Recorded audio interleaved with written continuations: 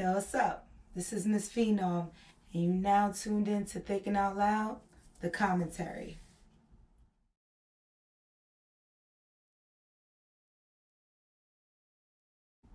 So it's been a long time since I've really put out any type of music project.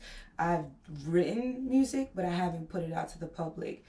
Um, I was in a space where I was, I guess, a little bit content because my homegirl Bonnie Stone, who does music as well, she would always hit me up like, yo, I need a 16 here, I need a 16 here. So I was like, cool, I still got my fix. It wasn't until I went out to Cali and I got my creative juices flowing and I really started feeling like I had more to say. I had a message to give. But it seemed like nothing was clicking for me. I couldn't find the beats. I couldn't find the inspiration. Nothing was working. So I was like, you know what? Why am I forcing this? I'm doing my poetry. I'm doing my dance. Whatever. So then I came back home. I stayed a month out in Cali. I came back home, and then I got some news about a couple of family members dying close to the new year. And I remember trying, like, I just needed to escape. And I remember, like, just throwing on YouTube, looking for beats, and nothing still was hitting. So I was like, you know what? I'm forcing this. I'm done. And then a beat came on. And without even thinking, the words just started flowing. And it was like I wasn't trying to be on no metaphors, similes, lyrical acrobatic vibe like I like to be. It just really was purely from the heart. And then after that track went off, another beat came on, and then another beat came on, and then another, and it literally was playing out. The beats were playing out my thoughts, everything that I wanted to get out. And I was like, here we go. And as I was writing, it was everything that I was feeling. I was writing it and saying it now because it would be in the music form. And so it was like, I'm thinking out loud. This is not nothing fancy. It's literally just my thoughts. So that's how I came up with the title, Thinking Out Loud. And it's ironic because the poetry book that I wrote is Get Out of My Head. So when I look back, I was like, wow, even my different gifts are coinciding. It's like I have these thoughts get out of my head, and once you get it out your head, you speak it out. You know what I'm saying? And so now this is my form of thinking out loud. The first track was Pulling Me Back, and that one was interesting because when I heard the beat, it just felt like some contemplating vibe, and that's what I did. I just talked about why I was back in this music, because no matter what happens, no matter what I do, music is just my common denominator, however I express it. And every time I think I'm done with being an MC, the beats just pull me right back. So that's how I came up with Pulling Me Back. I just wanted to reintroduce people to be like, yo, I was gone, now I'm back with the jump up, you know. The second track is Correct Technique. When I heard that, it gave me that like straight hip hop vibe. So I'm like, you know, I gotta just come and spit and just, you know, however I feel about how the music industry is right now, this is the track to do it on. You know, the technique of being an MC, and you know, I got my little wordplay in there, but it was just me saying like, yo, the way I see this music industry going right now, I'm not really rocking with it. So I want to put my 2 cents in, and every MC gotta have a track like that. So that was how Correct Technique came about. Then literally the next track that played was a beat that I immediately thought of Sean Price. Like it just hit, and I was like, oh, this is Sean P, you know. And so I was just like, I gotta get gritty. But then when I was listening to it, it had like a melodic, soulful vibe, and I was like, no, like everything about all my tracks that I ended up writing was like very personal. And that's how I came up with Daddy Issues. I don't think I've ever really addressed my father's relationship in music. And so this was the first time that I was really opening up, like really thinking out loud and just really exploring my emotions in a lyrical way. And it was interesting what came out. The perspective I had about how I would handle things, I didn't even realize certain feelings I had until it got on the paper. Um, so I hope that it connects and resonates with people who may be going through their own personal issues, with their dad or things of that nature. So yeah. Um, the next, and these tracks literally came as I put them on the mixtape wrote itself. Like I didn't have to put in any specific order. The beats literally came the way I put them on the mixtape. The next joint that came out had this nice guitar string, and it even had the palm trees, like how YouTube will show an image, and immediately I thought of Cali, and so Cali Dreamin', and I was able to summarize my whole month at Cali in this one track, and it came so effortlessly and so fluid. And I love my delivery on that track because it's just so calm. It literally is a depiction of my energy, my vibe, the wave that I was in Cali. It was just chill, it was cool, it was calm, and yeah, I loved Cali. I'll be back. Where we going in your mind today, Fee? Cali dreaming. Venice Beach. Yeah, how was the shit? Santa Monica. It was a month after my birthday when I decided it was time. Though we in the middle of COVID-19, the moment was prime. See, I headed to California, going to November. I'm a Leo, so we always down for an adventure. Only thing on the as I was enjoying that vibe and riding that wave, this beat came on very like hard hitting, and that was Deception, and that was actually the name of the beat. So when I saw the beat, I kind of fed the name of the beat. I fed off of that energy, and one of the things that really hit me hard in 2020 was obviously what we've been going through, the social injustices, the George Floyd, the Breonna Tallers, the Sandra Blands, and the list continues to go on. And I had my own experience where I was arrested wrongfully, spent the night in jail, had to go to bookings, you know what I'm saying? And it was one of the most vulnerable, it was one of the most, I was very militant though, like, you know what I'm saying? I found a strength.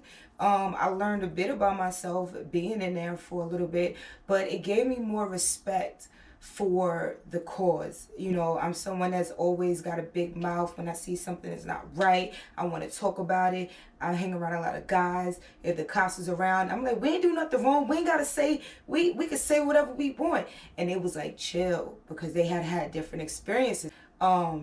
So when that everything happened and I came back out, I had some trauma, and I finally understood what those black men that I was surrounded around felt. And it felt like it almost felt like there was a purpose for that situation happening to me. Not only when I was in there, I actually did like a prayer group in the jail, like in the bookings, and it was crazy. Like I was still meeting there, and the woman that I was surrounded by embraced it, and it was just like an experience I never thought I would have. But then moving forward, it was a fuel for me to keep being passionate about what was going on in society and have a different level of understanding for men that are locked up, whether they did the crime or not. Just because being away from people and not having anyone to communicate with, that is rough. And I only did it for, a little under 48 hours. So it really fueled my passion to speak up and be a voice. And hence Deception. And like a fun fact for that video I shot for it was my aunt, she's actually reciting a poem that I wrote for my Get Out of My Head in at the beginning of the video, and I have two of my cousins in there. One who's a fraternity member for the Alphas, and it was just really an interesting track to do because it just had a lot of different elements. I was able to bring my two worlds together, my poetry and the hip hop. So that was pretty dope, and that one meant a lot to me. And it was really received by the people. Like, people shared it, people watched the video, people commented, and people really took to the message. And I appreciate that, because that really came from the heart.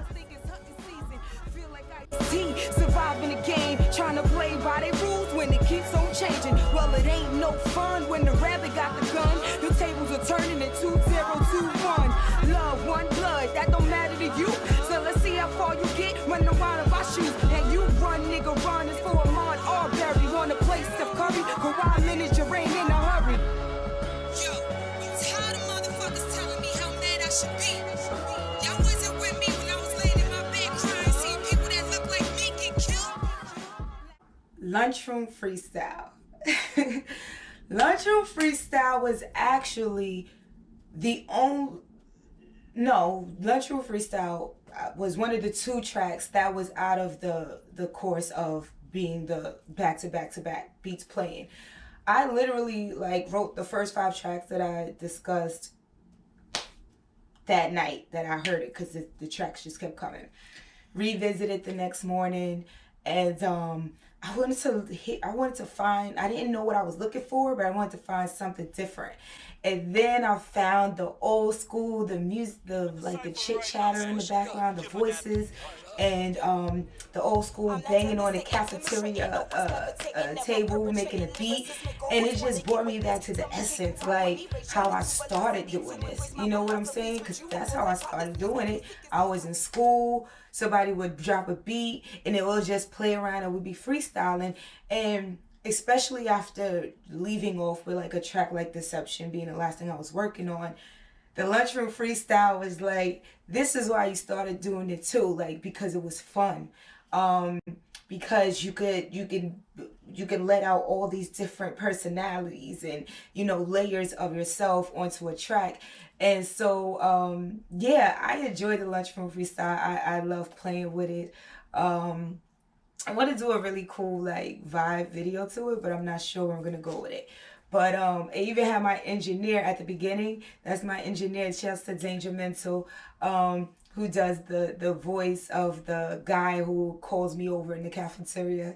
And it was just a feel-good vibe for me. It was just really fun to do.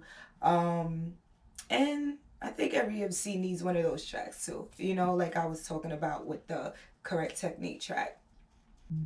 Then we have Take 'Em to Church, which is actually my favorite track.